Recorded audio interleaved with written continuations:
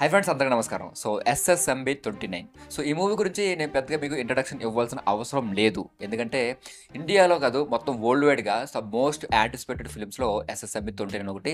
ఎందుకంటే మహేష్ బాబు గారి star power, at the same time ఆ రాజమౌళి గారి ఒక విజన్, సో ఈ రెండు కలిపి వస్తున్నప్పుడు ఇది ఎలా ఉంటుందో మనందరికీ తెలిసిందే. సో అయితే దీనికి సంబంధించి కొన్ని ఇంట్రెస్టింగ్ థాట్స్ అయితే నాకు వచ్చాయన్నమాట. సో అదేంటంటే, ఎలాగో మన డైరెక్ట్గా రాజమౌళి గారిని కలిసి సో నాకు ఇట్లా ఆన్సర్ చెప్పండి అయితే అడగలేను నేను.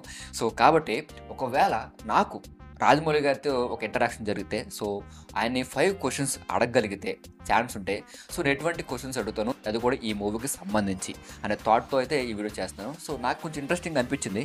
So that's why I'm making this video అనమాట. సో అయితే మీకు అనిపిస్తుంది వాళ్ళని కొన్ని క్వశ్చన్స్ అడగాలనిపిస్తుంది. సో దానికి సంబంధించిన ఆన్సర్స్ వాళ్ళు ఏం చెప్తారో అని వినాలనిపిస్తుంది. ఎందుకంటే ఇది రాజమౌళి గారి సినిమా. సో డెఫినెట్గా అందరికీ ఒక యాంటిసిపేషన్ ఉంటుంది. సో క్యూరియాసిటీ ఉంటుంది. సో ఎందుకంటే ప్రీవియస్గా చూసుకుంటే మనకి త్రిబుల్ ఆర్ కూడా ఆయన ఒక ప్రెస్ మీట్ పెట్టి అన్ని డీటెయిల్స్ మనకి ఎక్స్ప్లెయిన్ చేశారు. సో అంతమంది బాహుబలి, ఈగ, ఛత్రపతి, సో ఇలాంటి ఫిల్మ్స్ కూడా మనం చూసాం. ఇన్ఫర్మేషన్ అనేది డెఫినెట్గా ఉంటుంది.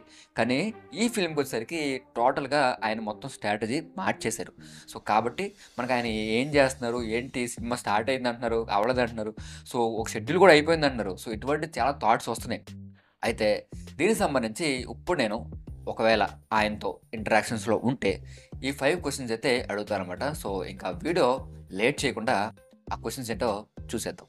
సో రీసెంట్గా స్టార్టింగ్ నుంచి చూస్తే మనకి అంటే రాజమౌళి గారు ఈ ప్లేసెస్ షూటింగ్స్ కోసం సో ఆఫ్రికా వెళ్ళారు, కెన్యా వెళ్ళారు కదా. అక్కడ జూనియర్ బాబు గురించి ఒక పోస్ట్ కూడా వేశారు.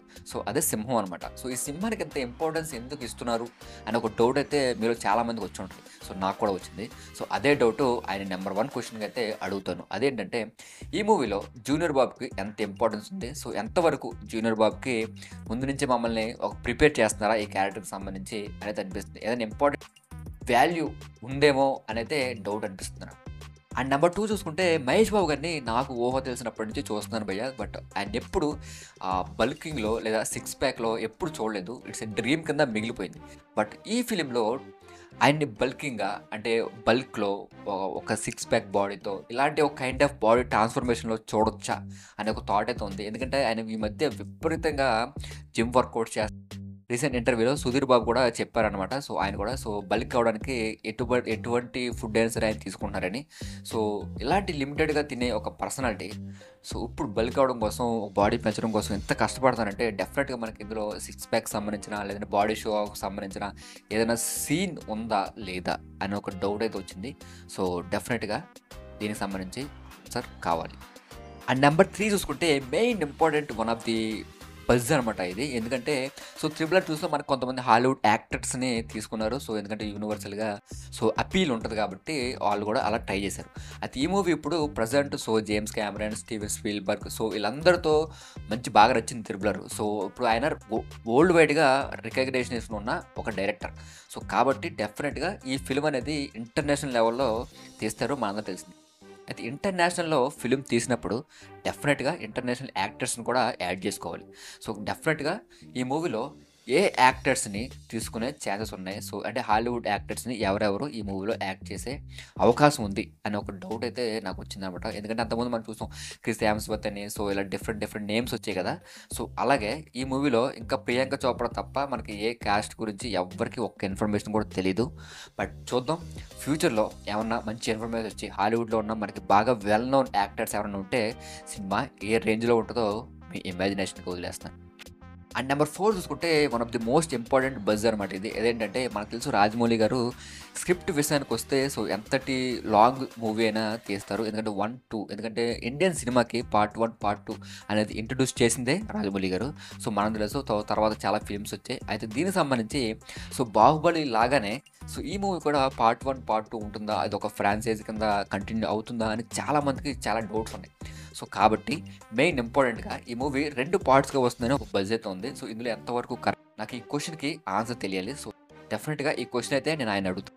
And number 5 the most important, ఎందుకంటే ఆయన చెప్పారు ఆల్రెడీ ఒక ఇంటర్వ్యూలో కూడా, it's going to be Indiana Jones kind of movie అని. సో మనందరూ తెలుసు సో ఇండియానా జోన్స్ మూవీ అంటే డెఫినెట్గా ట్రెజరీ, సో ఇలాంటి ఒక థీమ్ అయితే ఉంటుంది అనమాట. సో ఫైండింగ్ ట్రెజర్, సో ఇలాంటివి ఉంటాయి అనమాట. కాబట్టి ఈ మూవీలో కూడా మోస్ట్ ఇంపార్టెంట్‌గా ఏమన్నా మైథలాజికల్ మన ఇండియన్ హిస్టరీకి సంబంధించి ఏమన్నా మైథలాజికల్ టచ్ గాని, లేదంటే ఒక ట్రెజర్‌కి సంబంధించినటువంటి ఎలాంటి ఏమన్నా ప్లాట్స్‌తో డిఫరెంట్‌గా కైండ్ ఆఫ్ థింక్ చేసి గ్రాండ్ లెవెల్‌లో సో ఏదైనా ఎక్స్‌పెక్ట్ చేయొచ్చా మేము కూడా అనే ఒక థ్రిల్లర్ లాంటిది. సో మనందరికీ తెలుసు యాక్చువల్‌గానే ఇది యాక్షన్ అడ్వెంచర్ అనగానే సో ఎలాంటి సీక్వెన్స్ ఉంటాయో మనందరికీ తెలుసు. సో ఇలాంటి వాటికి ఇలాంటి ప్లాట్స్ యాడ్ చేస్తే సో ఇది ఇంకొక టాప్ నాచ్ అయ్యే ఛాన్స్ ఉంటదనమాట. So that's why this is the my final question. So mythological touch లేదంటే ఒక ట్రెజర్ సో ఇలాంటి కైండ్ ఆఫ్ థింగ్స్ ఏమన్నా మూవీలో ఉన్నాయా లేదా? సో ఇది మాత్రం మెయిన్ ఇంపార్టెంట్. ఎందుకంటే గ్లోబ్ ట్రాటింగ్ యాక్షన్ అడ్వెంచర్ అన్నప్పుడు డెఫినెట్‌గా ఆయన చాలా కంట్రీస్‌లో షూట్ చేస్తారు. సో ఇలాంటి ఇండియానా జోన్స్ అనగానే మనకి ఇవే గుర్తొస్తాయి. సో ట్రెజర్ హంటింగ్ అని, సో మైథలాజికల్ టచ్ సో ఇలాంటివి ఉంటే మన ఇండియన్ సినిమా కంటే డెఫినెట్‌గా మన ఇండియన్ హిస్టరీలో బోలెడంత నాలెడ్జ్ ఉంది. సో బోలెడంత థింగ్స్ ఉన్నాయి. బోలెడన్ని ఉన్నాయి చెప్పాలంటే మనకి ఇంకా తెలియనివి. సో ఇలాంటి వాటిని రీసెర్చ్ చేసి ఇలాంటి ఫిల్మ్స్‌లో చేస్తే గ్లోబల్‌గా మనకి ఒక రికగ్నైజేషన్ వస్తది. సో ఇంకా క్యూరియాసిటీ పెరుగుతది. సో ఇలాంటి వాటిలో. కాబట్టి డెఫినెట్‌గా రాజమౌళి గారు ముందు చూపుతోనే ఇలాంటివి ట్రై చేసి ఉంటారని నాకు అయితే అనిపిస్తుంది.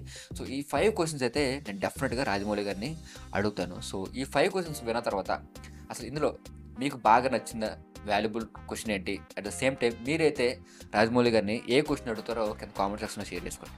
Love you all.